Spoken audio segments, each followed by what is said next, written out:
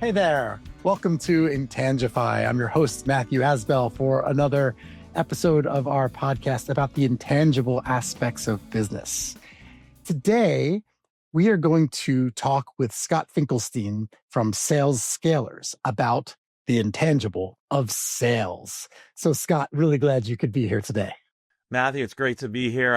Excited on our prep, what we're talking about. So it's going to be a great conversation. And I believe there's going to be some great, most importantly for me, tidbits that people can take and start implementing as soon as they listen to this in their own business and obviously can go from there. So this is going to be great. I'm looking forward to it. That sounds great. So here's where I want to start. Not all of us in the world out and about, including people like me who are attorneys in private practice, not all of us really understand sales or even think we're in sales. So I want to, start from some basics because, you as someone who works with people who are in sales use some terminology that, frankly, I don't really understand what it is. Tell us briefly what Sales Scalers is, and then there are a couple acronyms that you use with that, and I ask you to please say what those acronyms are and what they mean. Absolutely. So Sales Scalers is a culmination of 4 decades in sales. I've always been in sales, every role I've done, and I've gone from investment banking to insurance to payroll to SaaS, a lot of technology in the last 10 plus years, as you can imagine, where the world's at, and everything in the middle. So Sales Scalers, I created 6 years ago when I finished my role as CRO, Chief Revenue Officer, leading all of go-to-market, GTM. We're going to talk about that term, for a $20 million company, private equity. They sold it. And I set one goal. I want to positively affect 1 million lives. So I decided to become a coach. And that's an interesting thing we can talk about today too. And my background is sales, it's leadership, it's running companies. And I didn't want to just focus on big companies. I've been with the big companies. To make a true impact in my community was to focus on the heartbeat of our communities, which is small businesses. And that's the businesses that are solo entrepreneurs to 50 employees. That's kind of what I look at in that range. And different revenues, of course, but how can I help them do 2 big things? Number one, own the business instead of the business owning them. And you probably can feel that as a partner in a law firm, your own law firm, that at sometimes many of these solo entrepreneurs and business owners go into business because I don't want to have a job, and it becomes a job. So a lot of what I do in our practice is let's teach you how the business works for you. And that then gets into how much money do you need to have the lifestyle you want, and how many hours a week are you willing to work? And so we want to back into those numbers and create an engine. We're going to talk about the go-to-market engine that allows that to happen.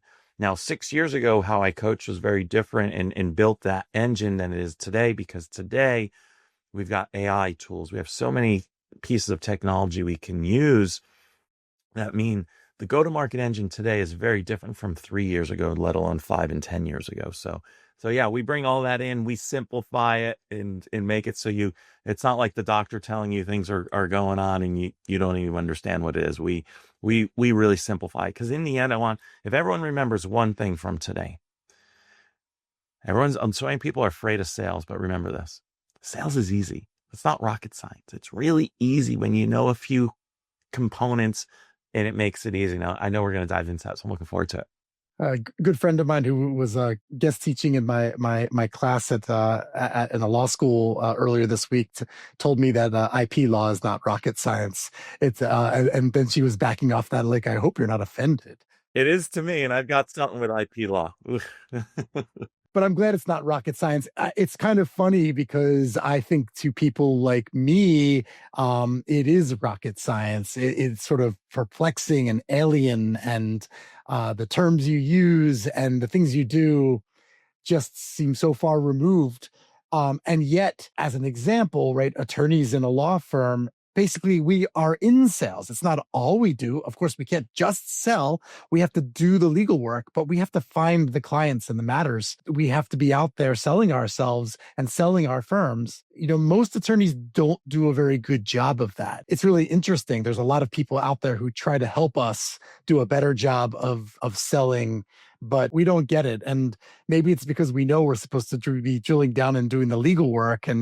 But we also don't really have people who can go out there and sell us for us so well either. You mentioned go-to-market engine. So can we just get a quick definition of what a go-to-market engine is? So, and I'll try not to geek out too much. Go-to-market engine is your revenue engine. So let's think about the revenue life cycle. It starts with a prospect. We're going to talk about the term ICP, ideal customer profile, and I know we'll dive into what that is. But who do you want to market to?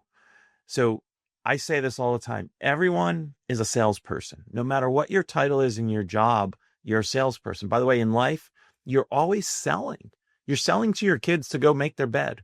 You're selling to your spouse to help clean the house, I don't know, whatever it may be, right? My sales training, when I've done sales training over the years, was never specific to here's how you make a cold call, here's how you write an email. It was really coaching on relationships and in life. And when you can be successful in life, that's sales. So we got to know who we want to target in our go-to-market engine. So if I know who my ICP is, ideal customer profile is, that means I know who their persona is, what their job duties are, if it's an industry, I can name 20 things that we can go. We now know how to talk to them. What matters to them? How do we connect with them emotionally? One of my favorite, with them. What's in it for me? All of us are inherently selfish. That's humanity, right? And our teenagers are the most selfish. We know, God love them, but they eventually grow out of it. But all of us are selfish, and so we've got to. What's in it for me when you're selling? I got to know how to talk to you. So the biggest thing I do with a new client is figure out, tell me what you sell. Now, who needs that? What's your ICP? And then figure out, how do we talk to them? What emotionally matters to them? And then also, where do they hang out so that we can go find them easily? What's the best way to communicate with them? Then it's creating a system and process. And this is the guts of the go-to-market. How are we every day? What's our cadence to reach out to them? What's our messaging when they respond? Now, a lot of technology, a lot of AI can do this for us before a human has to touch it. But at some point, the human has to get on the Zoom camera, pick up the phone, shake hands in person, and do that. Now, the last piece of the go-to-market engine, I am a data geek at heart. Data. We need to understand how are all our we sent out 100 emails or 100 LinkedIn messages. How many people opened them? How many people responded? How many people decided to book a call? When they booked that call meeting, how many of them go to the next call or meeting? And this is more B2B, business to business. Where in business to consumer or direct to consumer, B2C, D2C, it sometimes can be a quick, they walk into my shop, they buy something, there's nuances. Those are the pieces that are different for each client. But again, we need to take this data to predict what our revenue is going to be tomorrow. Predict how many people do I need to service our client base? What type of capacity do I need as a business? So the old way was KPIs, key performance indicators. Well, performance indicators means it's telling me what happened from yesterday. Your balance sheet is a performance indicator. It says, here's what happened yesterday. Your tax return, here's what happened yesterday. How much revenue is coming in today is a yesterday statistic. I want to know key predictable indicators. If I do A, what does that predict will happen with B today, tomorrow, which eventually leads into the performance, which is I've got this many dollars coming in today. So that's all that's in there. And it's, again, nothing's complicated. It's what's your system, what's your process, understand each lever to pull, when to pull them. And for some clients, let's have a fancy spreadsheet that we track it all. Ideally, I like to get them to a CRM that automates a lot of it and tracks it better than the spreadsheet, but that's the go-to-market engine. I have to address sort of a fundamental question that kind of came up as you were in my mind as you were explaining that. It explains why, probably why people who are in my profession, as an example, are so resistant to sales, to calling themselves salespeople, to doing the types of things you're talking about that a go-to-market engine would do. And I think it's a really interesting time to have this comment and discussion, because what I'm trying to get at is the contrast between human interaction and data. We're in an age where data is so important and everybody's talking about data and utilizing it in their day to day. And yet, kind of as a function of the automation in society and the data, and sort of the numbers game of everything, there's a resistance. I certainly feel a resistance to quantifying when I'm dealing in a business where I'm trying to be about relationships and authenticity. So I need you to address for me that contrast, because while it's appealing to have metrics, key predictable indicators, KPIs your way, that could help me figure out what I should be doing, it's a little bit scary. It feels a little bit alienating. That you mean I'm going to treat people like numbers? I'm going to treat what I do about numbers. As soon as you get into the numbers, I kind of feel like, well, I mean, yes, I need to make money and I care about those numbers, but am I really going to sort of turn my pipeline of people with whom I'm talking or hoping to talk and develop relationships with into a numbers game? Can you address that a little bit? Yeah, that's a great question. I appreciate you sharing that with the audience of how you see it, because a lot of people do, and we have this conversation all the time. Numbers, data are used to guide us into what should we do today, meaning activity. Do I pick up a phone? Do I go to a networking event? Do I send emails? That is all data, and that's where technology, AI can do a lot of things for us so that we have more time to add humanity to it. And there's a line that some people, to your point, use the data to tell me what to do. I become robotic and I stop my humanity. I look at it a different way. I said I'm a data geek. I'm a Cancer. My birthday's in July. I'm a data geek who wears his heart on his sleeve. So I use data to guide what my activity is every day, so that when I'm having a conversation with like you today, I can now be human, because the data has told me this is a good conversation. Matthew's someone you want to talk to, and this is going to move the needle for your business, in the way you want it, revenue, etc. So now I can just be human with you, and we're sharing vulnerabilities. We're talking about what matters, what scares us, what's things we can do, how do we need coaching. So let the data guide your activity. So when you're now doing that activity, you can use your humanity in how you message, how you talk, how you show up. And that's something that I teach my clients on, is that shift. Everyone's so afraid about AI. In my personal opinion, as I've said many times recently, is AI used properly enhances our humanity. I coach people on how to actually make that happen. Yeah, I just, as a quick follow-up to that, I don't know about you, but I've certainly experienced, even with people who I like, with vendors who I have good, strong relationships with, moments where either I suspect or I know that they are following up on something as a function of the automation. And it's sort of almost like I think of them as two different persona. The automated follow-up person who's still the human and acting human and still approaches it in a nice and authentic way. I'm suspicious that, it's because their CRM told them to follow up with me, or because their AI is doing that, or whatever, and almost resistant to that person, as opposed to maybe the best salespeople I've met and vendors I've worked with are ones that have been able to hide that and seem authentic in doing that. But a lot of the time I get these types of I know that they're using automation, even though they are human, they are authentic and decent, and I like them. I feel like, they're doing that again. their system told them to follow up with me. So could you please address that as it relates to our humanity versus data perspectives? I want the system to tell me when should I reach out to Matthew again. And I'm going to give you an example of one I actually did this morning with someone who's hopefully going to become a client in the next week. His wife and him own a business here in Austin. The follow-up, the system said, if they haven't responded for the information I needed from them so I could put a proposal together, you need to touch base with them Friday morning. Now, that is automation. I didn't have to think about that this morning. What am I doing today? I can come to work every day and I know I'm told what to do from automation. The humanity is, and why you think sometimes it feels automated and not authentic, is what's the messaging? What's the messaging, the verbiage in that email and that text message, or how I talk to you here on the phone or on the camera? Now, if it's just, hey, Matthew, just checking in. I asked for this information, when are you going to send it to me? That's it. There's no humanity. There's no emotion in that. I can get an AI tool to write that.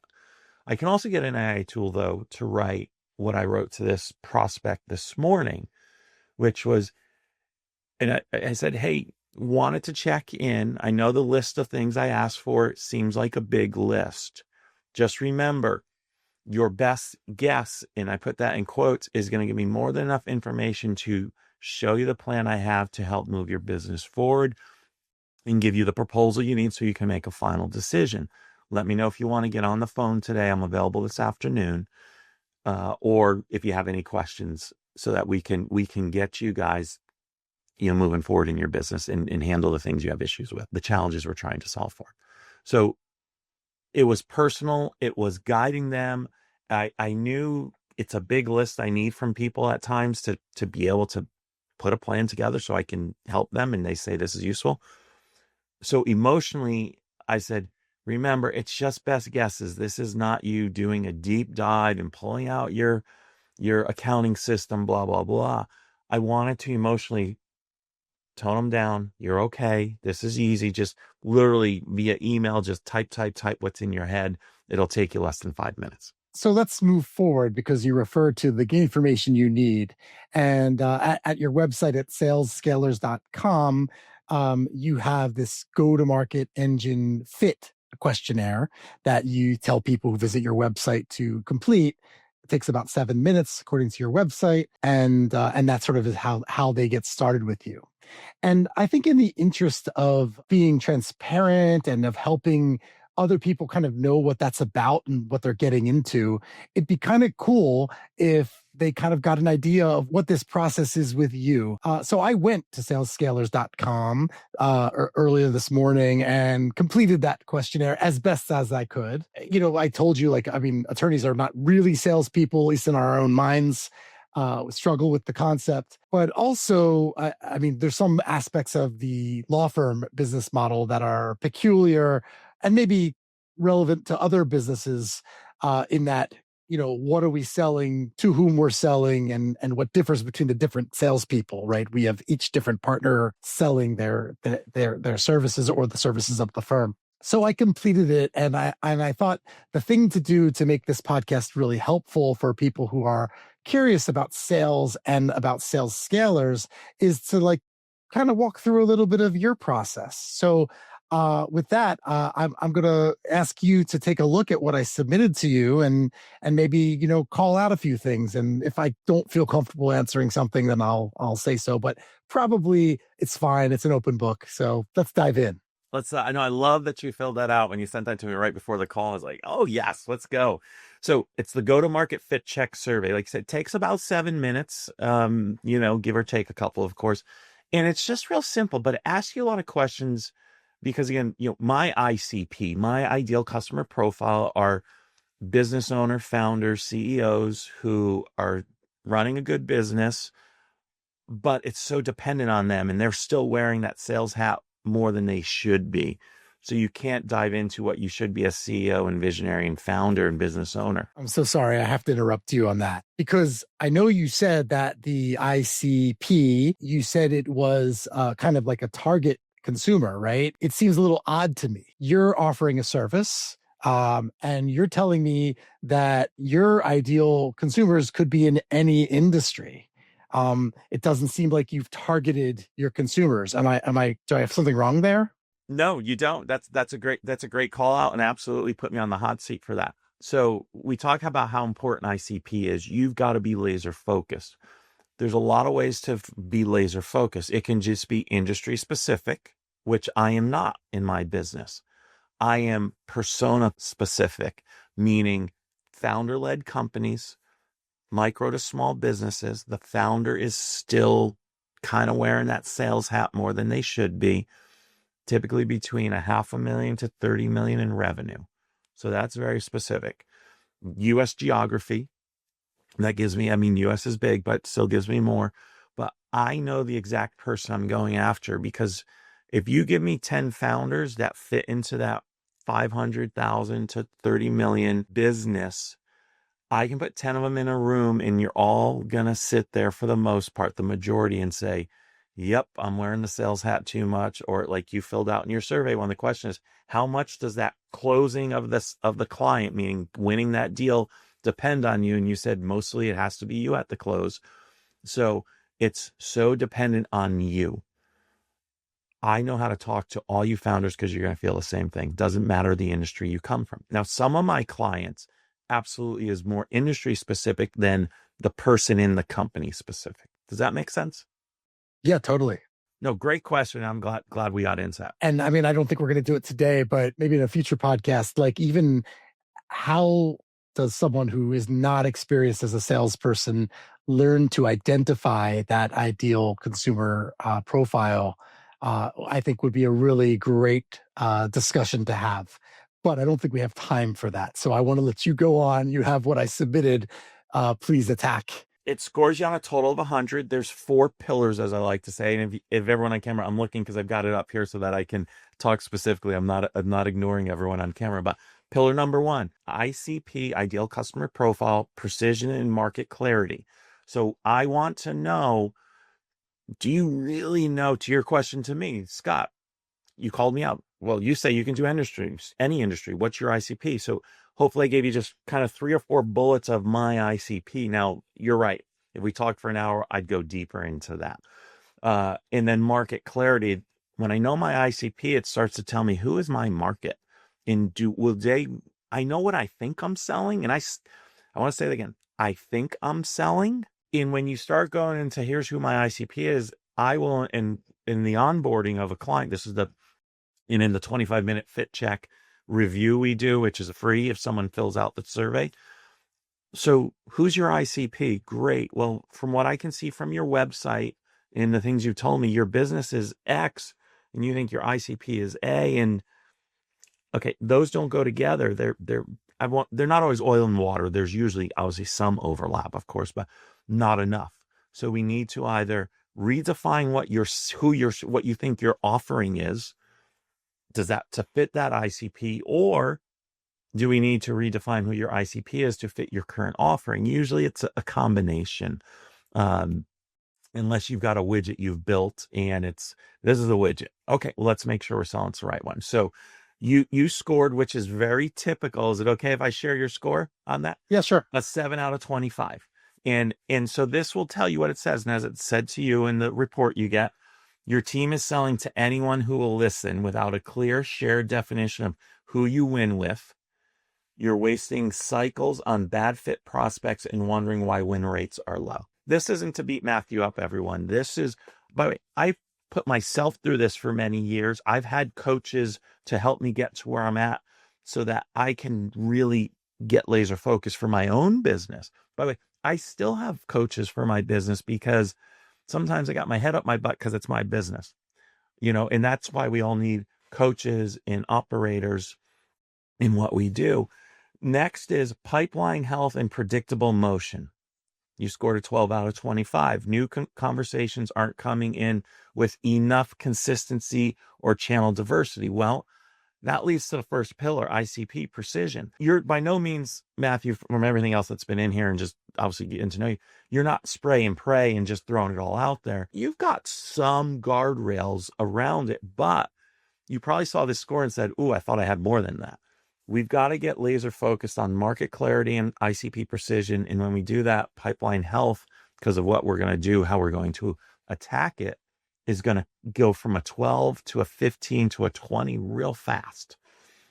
The third is sales motion effectiveness, and 7 out of 25. That's process, the geeky stuff. I'm a systems and process guy. And as a lawyer, when you're going through IP law, there's certain systems and process you and your team have to go through to whether it's submitting for a new copyright, IP, et cetera, or how you approach your client. And so again, the sales motion, the things we've talked about, it's your sales process. It needs fundamental work. This thing doesn't sugarcoat it, right? Deals are won by heroics and individual brilliance, not a repeatable system. So I want to stop there for a minute. What does that mean? Deals won by heroics and individual brilliance. Well, Matthew, I know, and as we've gotten to know each other, if you're in front of the right ICP in a boardroom on a Zoom camera talking about how you can help them from the legal services you offer, you're going to nail it. But that's the heroics of meaning just you. We need that one big basket. We got to give the ball to LeBron or Michael Jordan at the end because no one else can really get this bucket we need to win the game or tie it and send it into overtime. You're Michael Jordan. You're LeBron James, right? You're Shohei Ohtani, and I need to get that strikeout.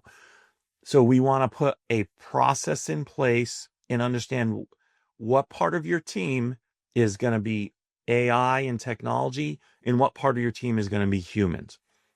And the third part is founder load and scalability readiness. And like every typical, you got a 9 out of 25. The business still treats you as the CRO, Chief Revenue Officer. Head of sales is the less fancy term for it. Too many late stage deals, as we just said, need you, which caps growth at your personal capacity, right? So you've got a successful business. A new group I'm about to bring on, they're a $10 million business consulting firm. They're doing great, been doing it for 20 years, husband and wife led.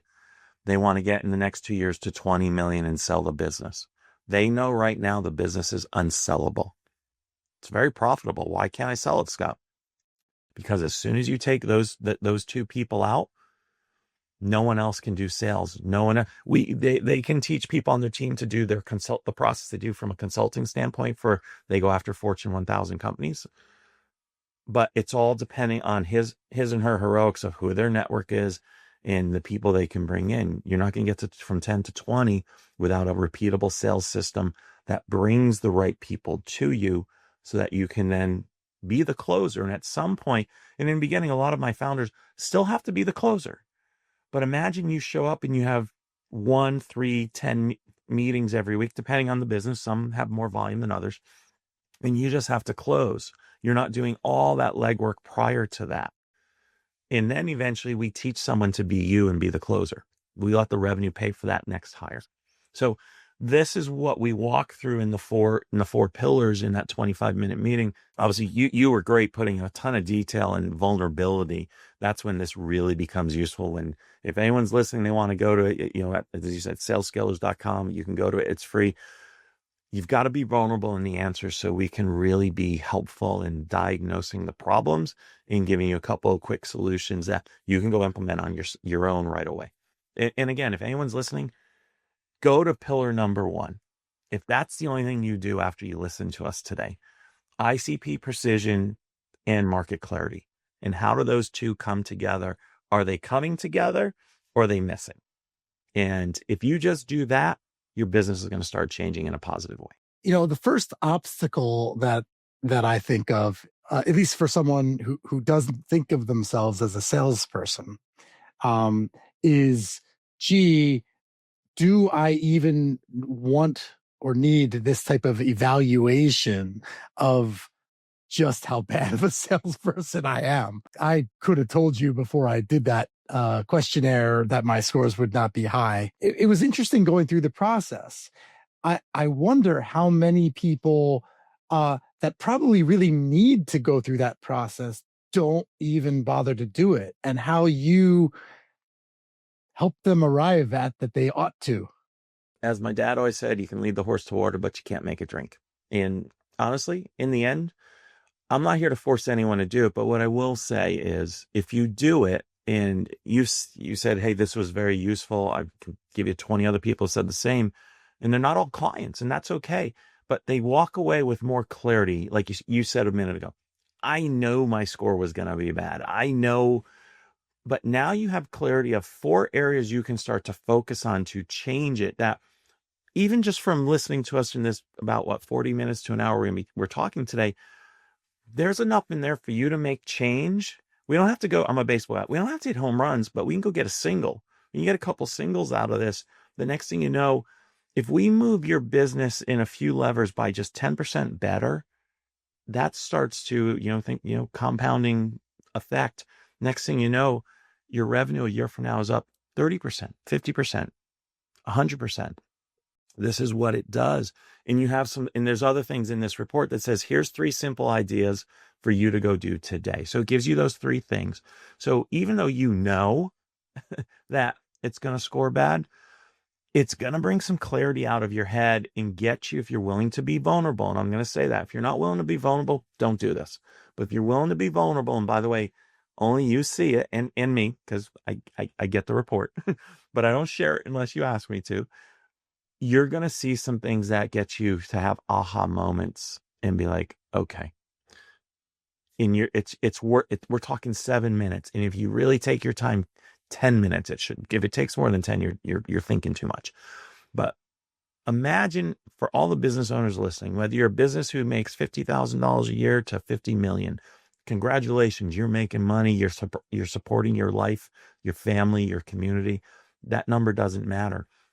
This is going to help you have a better business and grow to whatever level you want. Or for some people I coach, we work with, hey, I'm at 100,000. I'm at 500,000. I'm at 2 million. I don't want more money. I just want less time in the business.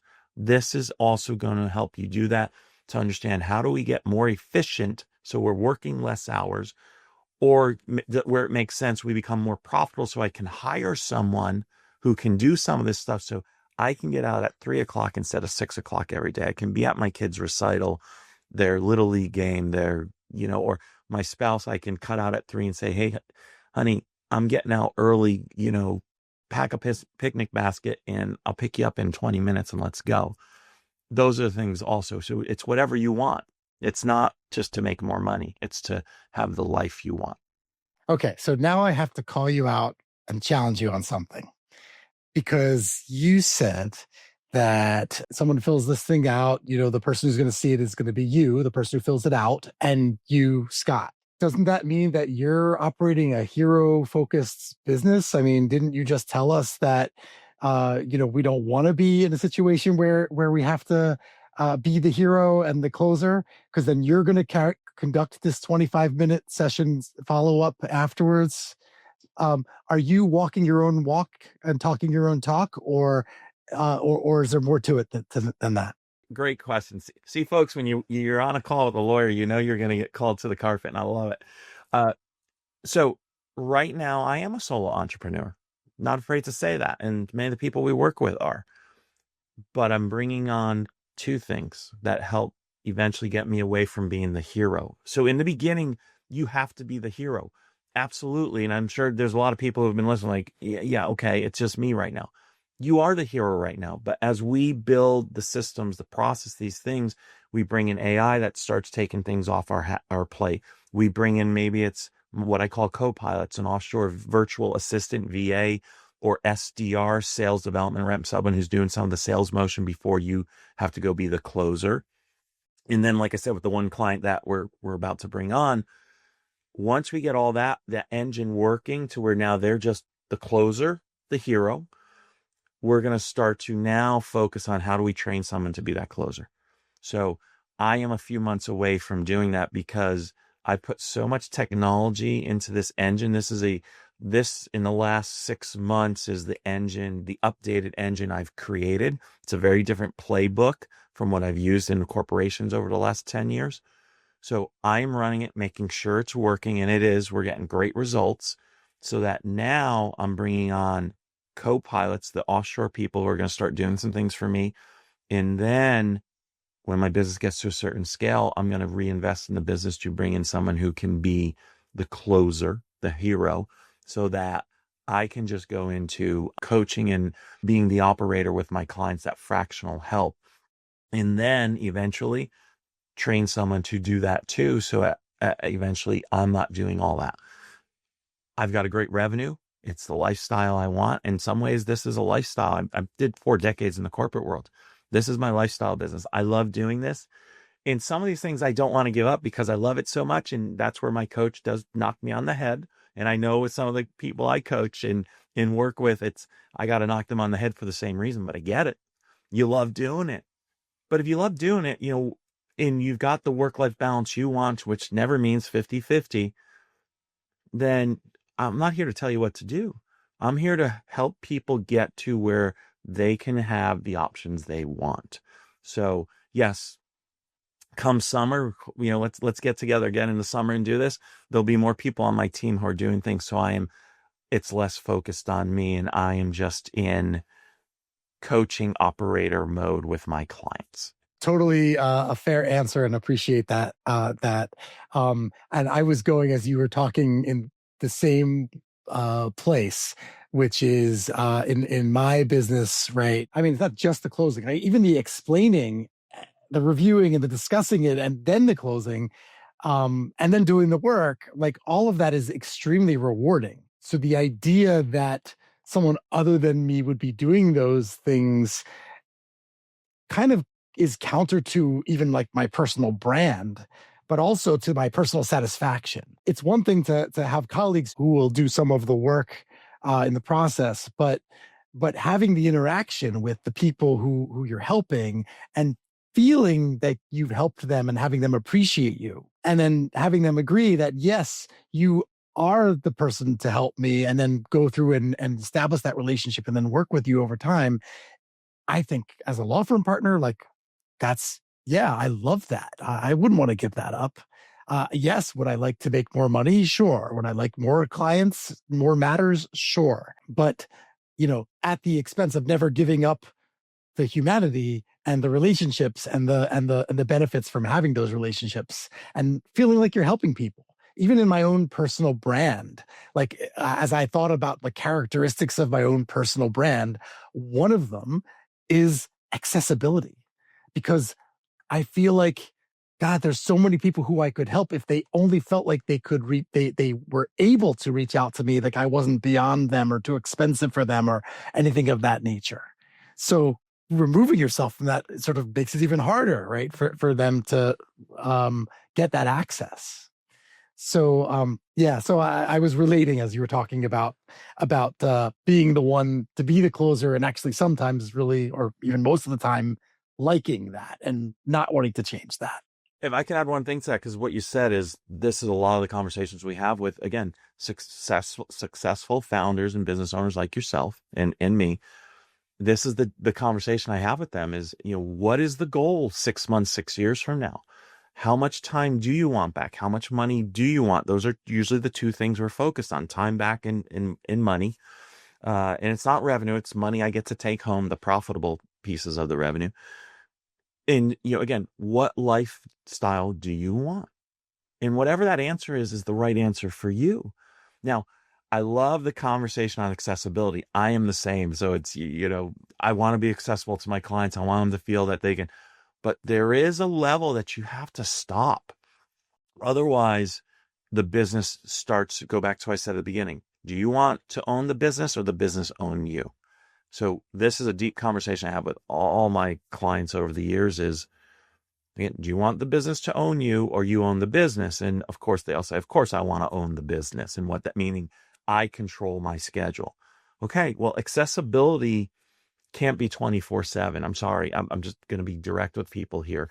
It can't, because then the business starts owning you again. So, but how do we find the balance that the clients believe I can get Matthew whenever I really need him? And then we train our clients to understand whenever I really need him, what that means. And when you really don't need me. And when you start to retrain your clients to realize my associate, my paralegal, talking about the legal side of the legal industry, is going to get back to you faster with a much better answer than I am, because they're in the weeds on more things than you are, right? There's certain things they've studied this more, the little intricacies in certain parts of businesses, you want to be talking to them on that. And they know when to bring me in. And by the way, you always have my cell phone number if you give it to them, or, I know I do, that if you don't feel you're getting the help from them, you shoot me a text and I will respond quickly.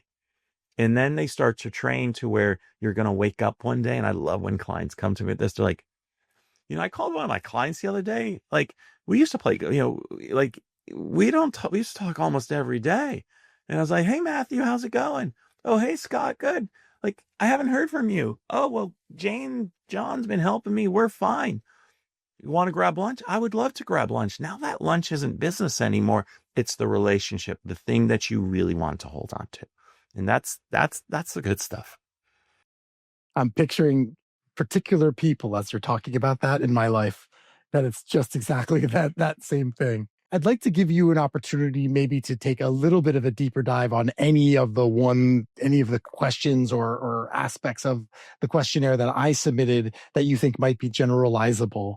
And if not that, then I'd give you an opportunity to pick your own kind of hammer home point. But I'd love to do that for just a few minutes, and then I think we could wrap up. So I've been saying, so let's stick to what I say is the most important, ICP, ideal customer profile, and nailing that. Because when you nail it, all the other pillars stack up in the right way.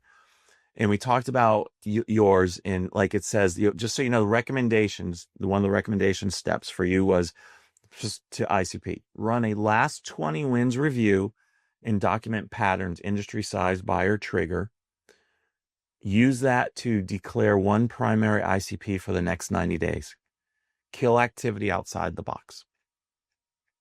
So everyone, I want you to do what that advice was. I'll say it again. Run a last 20 wins review and document patterns, industry, size, buyer, triggers. Trigger meaning, why do you think they bought from you? Why do you think they took a meeting from you for you to have an opportunity to sell to them? Use that to declare one primary ICP for the next 90 days. Kill activity outside that box. So what does that mean? Kill activity outside that box. Don't focus on the 10 other ICPs you think you have. Focus on that one for the 90 days. And the more you focus on that, and I know that's scary for people to say, whoa. Listen, you've already done enough sales and marketing that things are coming in every day anyways. It's not going to hurt you. What's going to happen, that engine was already running. That car's still going down. Even you take your foot off the gas. We're not hitting the brake. We're just taking our foot off the gas and coasting down the road. We're still getting somewhere. We're going to figure out in the next 90 days, if you do this, who truly buys from me? Also, who do I actually want to buy from me? One of my favorite workshops I've done over the years is how to fire a client. Because when you start getting laser focused on ICP, meaning the people I want to work with, the people that are most profitable to me, maybe that doesn't sound human, but you got to think about that. You're a business owner. You're going to start seeing clients that maybe they're your best friends, but they're not the ideal client for you, which means maybe they're only staying with you because you guys play golf or your kids are in swim class together, whatever it may be. You go to church and temple together, whatever it is, but it doesn't mean you should be doing business still together. And now it's a great conversation to have with them when you get that clarity. So focus on the one thing, ICP and market clarity, because those two things tie together. What am I selling? Really understand what you're selling and who really needs it. And is that the ICP? Like I said, the last 20 wins, you're going to find the last 20 wins. Wow, there's a pattern here. I'm starting to see the ICP that really buys from me. And I had to do this in my own business years ago and realize, oh, I thought it was A and it's really B. Okay.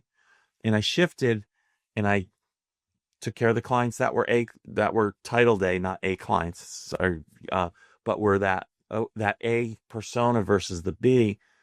And with some of them, I literally the next day, picked up the phone and said, let's grab lunch.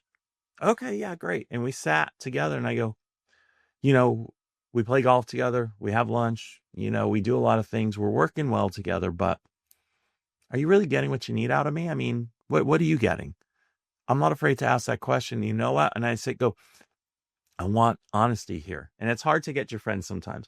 And then when they finally start to be honest, by the end of lunch together, we don't fire each other. We retire the business relationship. And now we can just be friends. And we can still refer people to each other. But in a lot of times I've referred people to other coaches and fractional leaders that are better for what they need.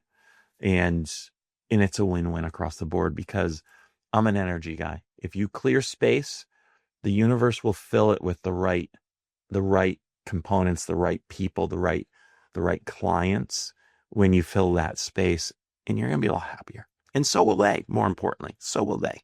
I like the advice. I was imagining how I would even go about doing that. Frankly, it's not easy. In fact, so like, I mean, I probably have a way to identify, but it just takes a matter of time and effort to identify what the last 20 wins were. But I also have to kind of define, well, what's a win? Because a win could be a brand new client, or it could be a new matter being handled for a client, or, like, so there's different aspects of it. But it's funny because I think that I do that organically, but only with regards to probably the last one or two things that, wins that have happened. So as an example, recently, an attorney who I never met before watched me give a webinar on a particular topic, and then asked to consult with me about that topic, and then hired me to do the work for their company. That's my recent win, right? Which I'm super excited about. I had to figure out a way to make it work and whatever, and it's all good. But I'm super excited about that. Somebody found me from a presentation I gave online. It's a good growing business that I could have a nice long-term relationship with, and I'm pretty excited about. The thing is, I'm looking at all of it through the lens of that one win now. I can't even remember the win, at least the new client win that was immediately before that. Or maybe I can only think of the last three. And so what I'm constantly doing is I'm taking whatever the last one was, going, gee, well, how do I do more of that? How do I get more people to go and watch this webinar and then decide that, gee, I could be the one to help them? What is it, and instead of using the sort of a data set like you're suggesting of the 20, and at part it's also because putting together the 20 wins, at least for someone like me who's not really in sales, is a bit of a chore. How am I going to identify what those 20 wins were? They're not all just, I can just write them all down real quick and have the answer. I have to go devote time to that. If I'm going to devote time to that, that's time I'm spending not doing the work that I've that clients have hired me to do, or not prospecting for other opportunities that I regularly do. So that's where I think is a struggle. It's sort of, I feel like there are great things that I should be doing that other people like me should be doing, and we're always prioritizing them too low, or not doing them because of other things, and then we never do them. What do you suggest? I love that. Again, and thank you, Matthew, for the vulnerability there. We all face it. So I'm going to tell you, when you do this exercise, one other thing. I want you to go old school, pen and paper. Because when you start writing, this is biologically proven. When you start writing, you'll see what comes out of your brain more. It's like people say, do you journal? I don't journal a lot. I should do it more. But when I do it, the stuff that comes out of my brain that I forgot or couldn't remember is amazing. So I want you in this exercise, and then I'm going to make sure we put that in the system. Pen and paper, and write it. And it should, and I'll tweak one other thing, because right, it should be up to 20 wins. Get as many as you can, even if you only get 4 or 5. So I'm glad you called this out. Even if you only get 4 or 5, you're going to see patterns. You're going to see, is this last webinar the right way to go? Was this did it bring in the right ICP for what I want and who I can help, or not? Or, hey, look at these other ones. And again, don't overwhelm yourself with it, but we all sit here, we can keep doing the same things we're doing. The definition of insanity, right? Even when we're successful, is doing the same thing, expecting different results. Well, if you want your business to give you more time back, if you want to be the owner of your business instead of it owning you so much, if you want to grow the revenue 20, 30, 200%, you're going to have to start doing some of these things because it's just not going to happen naturally. And this is why I always say to people, I get people who do the fit check. I see who does it. There's the button there. You can click the 25, pulls up my calendar. Except for one or two quick emails of a thank you. I hope you learned a lot. If you're open to it, book the calendar link. I don't chase them because you either want to take this next step or you don't.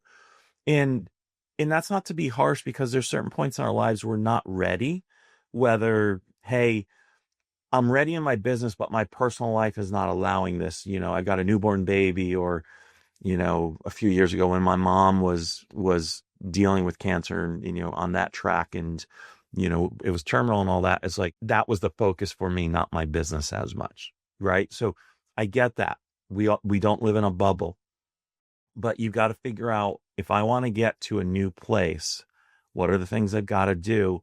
And that's going to tell you, all right, I'm going to find time to find 5 of my wins, maybe not 20, but even if you do a little bit. One of the book I mentioned, the 12-week work year, meaning how you break it down. Great book. He talks about, if you want to be in the top 1%, 2 things: write down your plan. And if you just complete 70% of that plan on a daily basis, you will be in the top 1%. So to everyone, 70% of 20 wins is 14. Maybe you only find 5, but still you're going to get close to that top 1% in life, meaning you're going to have more control, more success when you're ready. And when you're ready, I'm here. But, if you're not sure how to get ready, you know what? I love to have that conversation too with people. I'm here to help people. And my goal in 2019, I set very simply, to positively affect 1 million lives in the next 10 years. So we're in year 7, right? 2026. So I'm available. Find me something. You can find me in a lot of different places on social media, Sales Scalers, etc. Send me a message. I'm more than happy to give you my 2 cents, and hopefully that moves the needle for you. I just got to make 2 comments that are maybe a little bit tangential, but one is that this conversation sort of got me thinking about how the whole law firm model and lawyer practice has to be changed, just because essentially lawyers are basically 24/7, especially people like us who do a lot of international work. So we're basically 24/7, and we take the job kind of knowing that, and then kind of wonder about it later. So just that point, because you were talking about getting time back in your life and et cetera. It's sort of, I feel like if you've committed to my profession, probably you're not doing that, but at least not so you're much older.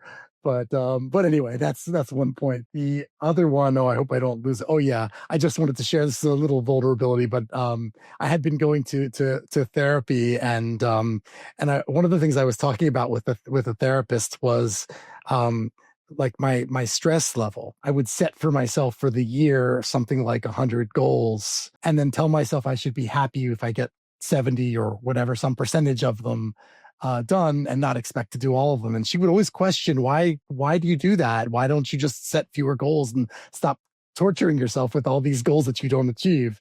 And you just reaffirmed for me that I'm glad I stopped therapy. So I'm going to continue aspiring with more than I should do, and then being happy with what I get done. That's the key. Be happy with what I get done. Yeah, exactly. It's not a to-do list. It's a to-achieve list. Be happy with what you get done and celebrate that. Yeah, but also don't give up aspiring to be better, right? And I think that's a life lesson that I certainly matter with.